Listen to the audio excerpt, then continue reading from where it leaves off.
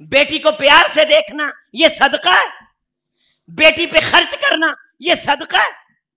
वो नौजवान जो अपनी बहन का ख्याल रखे, रहमते कायनात ने उस नौजवान को जन्नत की बशारत सुनाई है। वो नौजवान जो अपनी बहन की तरबियत के अंदर हिस्सा डाले, अल्लाह के रसूल सल्लल्लाहु अलैहि वसल्लम ने उस नौजवान को पसंद फरमाया।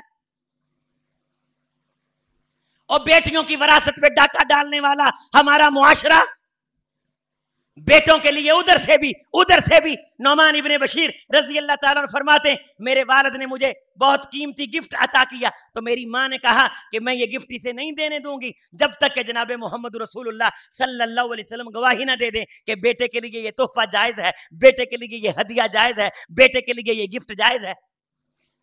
बशीर फरमाते हैं रजी अल्लाह ताला अन्हु, मैं रहमते कायनात की खिदमत में आया, मैंने कहा अल्लाह के रसूल मैंने नौमान को ये गिफ्ट अता किया है, मैंने ये हदिया अता फरमाया। रहमते कायनात ने फरमाया तेरी और औलाद भी है?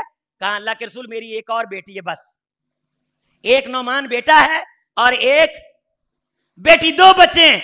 फरमाया बेटी को भी यही गिफ्ट दिया है, बेटी को भी यही हदिया दिया है, बेटी को भी यही तोहफा दिया है।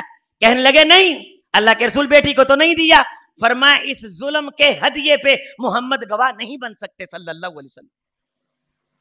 एक बेटी है, फसव्वे बिहिन्ना, बेटियों में बराबरी कर, गिफ्ट देना है तो बराबरी कर, जैसा गिफ्ट बेटे को वैसा बेटी को, जैसा हदिया बेटे को वैसा बेटी को। ये ईद के दिन आने वाले हैं, और बेटियों वालों बेटी को थोड़ी सी ईद जरूर दे करके आना, बेटी के नजदीक उस ईद का बड़ा मान और मुकाम होता है जो आप दे करके आते हैं।